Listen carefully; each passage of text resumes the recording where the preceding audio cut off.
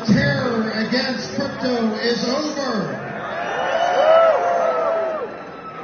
And the beginning of innovation in America for crypto has just begun.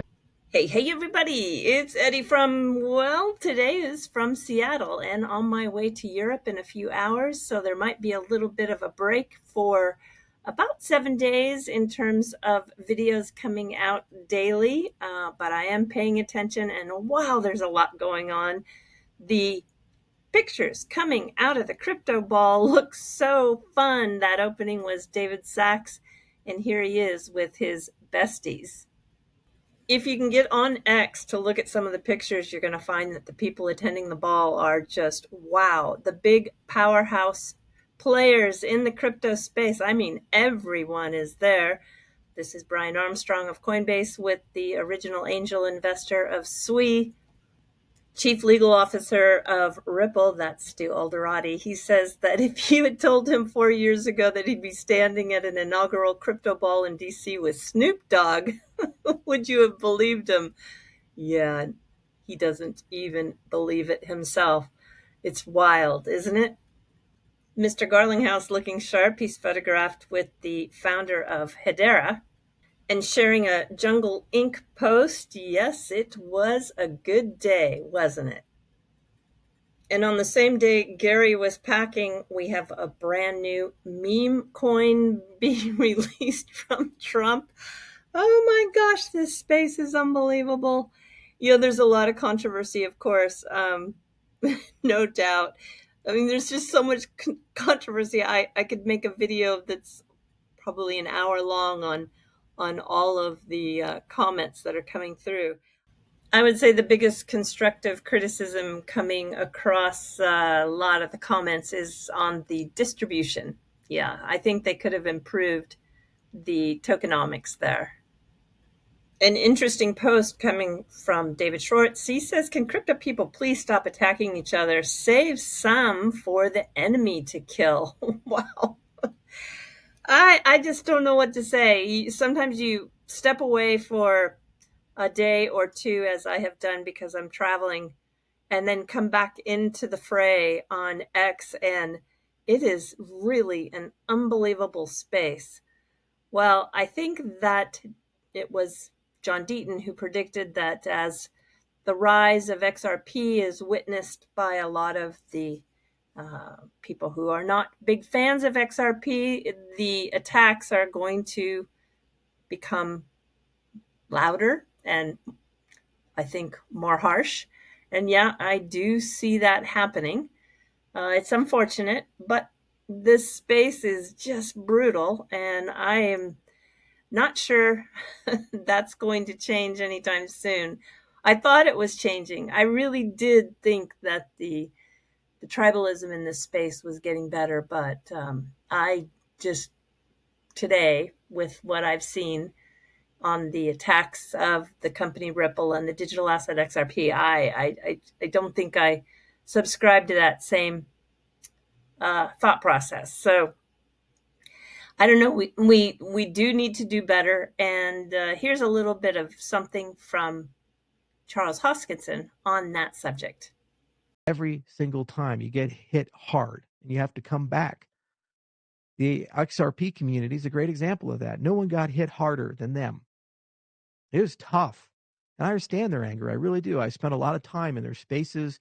I spent a lot of time talking to their community members. Dave Schwartz is a great guy. He's a brilliant guy. It's a lot of fun being in meetings with him, and I love to hang out with him. He's super smart, and he's just really passionate. After all this time, he still has it. But remember, every step of the way, they were excluded, delisted, sued, and even when they won, they still had to fight. Yet they're still around. They're still here. They're still resilient. And they got a bright future because of it. And Cardano in many ways has similar respects, as does Bitcoin. And Flare brings this announcement that they are going to have multi-asset liquid staking. Yeah, we'll probably see more than just Doge, Bitcoin, and XRP. My guess is we're going to see it being offered across the different blockchains as everybody is building out their offerings in DeFi. And if you remember, Gidden Labs is also bringing the liquid staking for the digital asset XRP in combination with the Root network. I keep saying, look here, not there when it comes to the Root network, because there is a lot going on. And I think that the people who are covering the XRP ecosystem really need to start paying attention. RLUSD just went live on the Root network in the last 24 hours.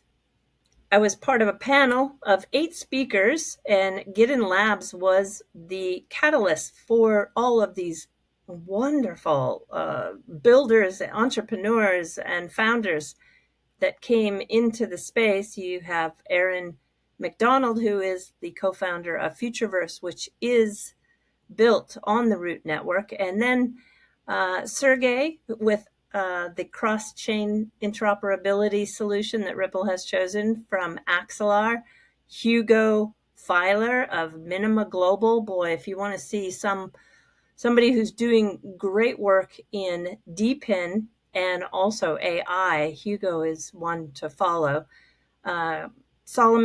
King Solomon helped do the panels, which was very tricky to manage this many speakers in one space. And Jeff McDonald was also there. Jeff is part of Auto blockchain. That is a blockchain you really want to pay attention to. They're the first blockchain to actually have Ripple custody solution. And they are going to really do a compliant, but yet fully decentralized DeFi solution. Austin King, is he popular these days? I had him on the channel about 2 weeks ago. I invited him back into this mix. He had some spicy comments, and he is making some spicy posts too. He is a definite follow. Josh Kim of Catalyze, he is a research company that's really identifying projects mainly out of South Korea, but he had also some amazing statistics to point out with the popularity and the activity of trading that occurs in Korea. We've got, my good friend, Jay Cambo. He is from Spend the Bits, but in the last 12 months, he's expanded his business model and going into developing AI agents, and not just a wrapped GPT, chat GPT version, but actually AI agents that can truly assist. So that is something to check out. And then Rox. Rox is part of the Gidden Labs. He is also behind the Doppler Finance.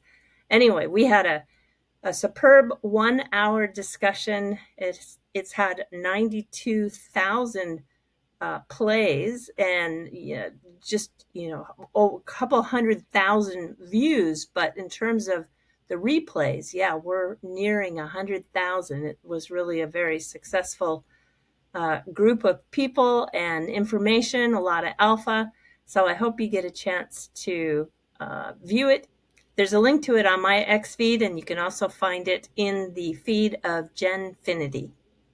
There's a community day coming up on January 28th. I've been asked to interview someone very important. Yes, very important in the Ripple team. I will wait for the official announcement, but I'm looking forward to it.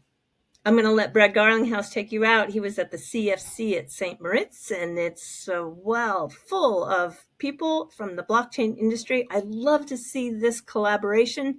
You had Ripple, Binance, Solana, Algorand, Elliptic, and Giancarlo was there for the senior counsel of Wilkie Farr and Gallagher. It's a great little clip, and yes, until next time, do take care. Sayonara for now. Bye-bye.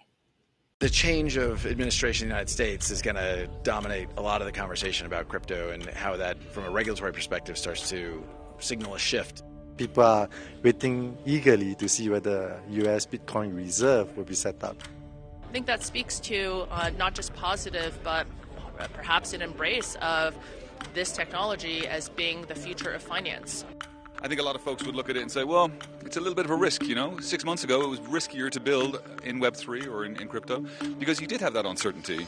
As an industry, we've got to come together. We can't all have different views on what good regulation looks like. Otherwise, we will slow down the process. We've got to speak with one voice very clearly about what we're looking for and work with the new administration towards that.